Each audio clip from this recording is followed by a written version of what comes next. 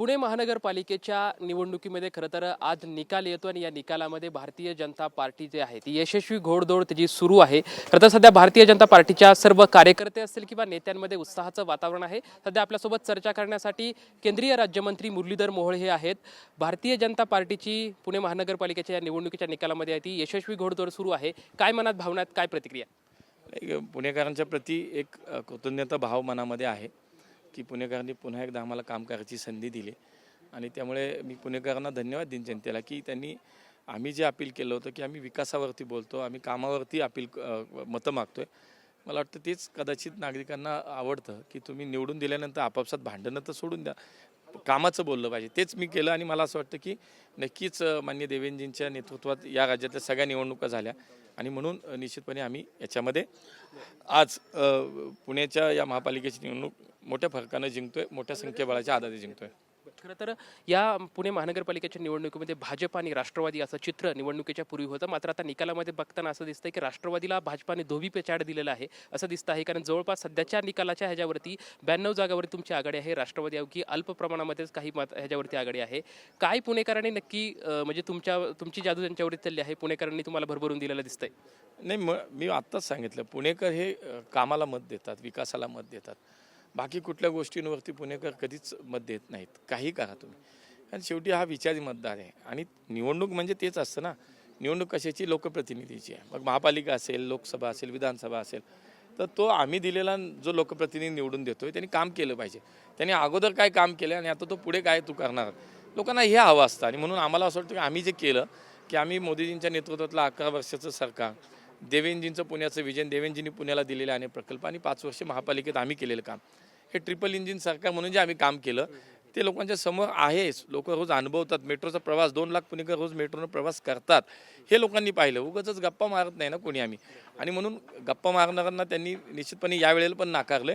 आणि म्हणून भाजप भविष्यामध्ये काय करणार हे सुद्धा आम्ही पुणेकरांच्या समोर ठेवले संकल्पपत्राच्या माध्यमातून. म्हणून आम्हाला असं वाटतं की आम्ही नक्की या ठिकाणी पुणेकरांच्याच विश्वासाला पात्र ठरलोय आणि त्यांनी आम्हाला बहुमतानं आज मोठ्या फरकानं पुण्यामध्ये विजय दिला आहे. उपमुख्यमंत्री अजित पवार यांनी प्रचारादरम्यान खरं तर तुम्हाला टार्गेट केलं होतं, भाजपाला टार्गेट केलं. त्यांनी असं म्हटलं होतं की कारभारी बदलण्याची गरज आहे. मोठा भ्रष्टाचार खरं तर या 9 वर्षाच्या कालखंडामध्ये जे आहे तो झालेला आहे.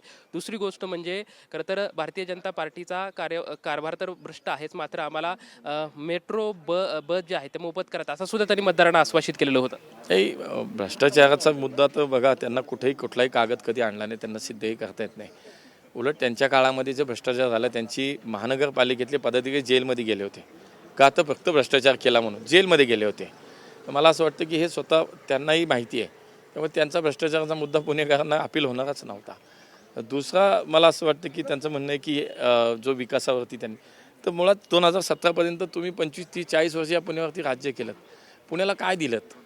पुण्याचं भविष्य कधी विचार केला का? तर नाही केला. हे पुणेकरांना माहिती आहे. परत पुणेकर त्यांना संधी देणारच नव्हते, म्हणून भारतीय जनता पार्टीला संधी दिली आहे. आणि मला वाटतं पुन्हा काम करायची संधी आम्हाला मागची महापालिका 2017ची महापालिका, 2024ची लोकसभा, 24ची विधानसभा, आत्ताची महापालिका, लागोपाठच्या 19ची विधानसभा, 19ची विधानसभा आणि 19ची लोकसभा, लागोपाठ आम्हाला 5-6 निवडणुका पुणेकर का साथ देतात? आम्ही काम करतोय.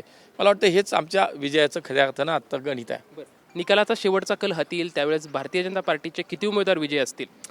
मी सातत्यानं सांगतो 120 ते 125 पर्यंत आम्ही जाऊ. आणि आजचे कल पाहता जवळपास 100 जागांचे कल आले, त्याच्यामध्ये 87 जागांवरती आम्ही दिसतोय. म्हणजे मला असं वाटतं आम्ही जो अंदाज म्हणजे अंदाजही नव्हता, तो विश्वास का होता, तो पुणेकरांकडून आम्हाला मिळत होता, तो मी व्यक्त करतो. मुख्यमंत्री देवेंद्र फडणवीस आणि तुमच्या आता काय संवाद झाला, काय त्यांनी म्हणणं, म्हणजे तुमचं काय चर्चा झाली? त्यांनी कार्यकर्त्यांचं सगळ्यांचंच अभिनंदनही केले आणि काय नेमकी परिस्थिती ती माहितीही घेऊन घेतली. त्यामुळे मला असं वाटतं की त्यांच्याच नेतृत्वात ही निवडणूक आम्ही लढलोय.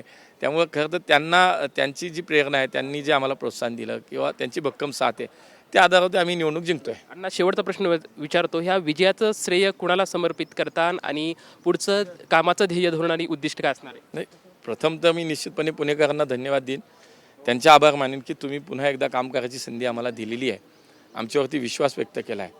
आणि मला असं वाटतं की सर्वसामान्य आमचे सगळे कार्यकर्ते, पदाधिकारी रात्रंदिवस ज्यांनी एक होऊन काम केलं, देवेंजींच्या नेतृत्वामध्ये आम्ही सगळ्यांनी मिळून जे काम केलं. आणि विशेष करून ज्या मंडळींना संधी नाही मिळाली, म्हणजे विद्यमानही काही लोक आम्हाला थांबवावे लागले किंवा काही लोकांना कार्यकर्ते त्या याचे होते सक्षम होते, पण नाही देऊ शकलो आम्ही संधी. अशाही काही लोकांना आम्हाला निश्चितपणे संधी द्यायला पाहिजे होती, ती नाही मिळाली. तर त्या कार्यकर्त्यांनी तरीसुद्धा लगेच जे काही स्वतः पक्षासाठी म्हणून काम केलं, मला असं वाटतं या सर्व मंडळींना श्रेय दिलं पाहिजे. हे होते मुरलीधर मोहोळ. पुणेकरांनी आम्हाला नेतृत्व करण्याची संधी दिली आहे, त्यामुळे पुणेकरांचं अगदी आभार मानतो आणि तितक्याच ताकदीनं सक्षमपणे आम्ही पुण्याच्या विकासाचं काम करत राहूत अशी प्रतिक्रिया जी आहे ती मुरलीधर मोहोळ यांच्याकडून आपल्याला पाहायला मिळत आहे. कॅमेरामॅन सुशांत राऊतसोबत लक्ष्मण जाधव, टीव्ही मराठी, पुणे.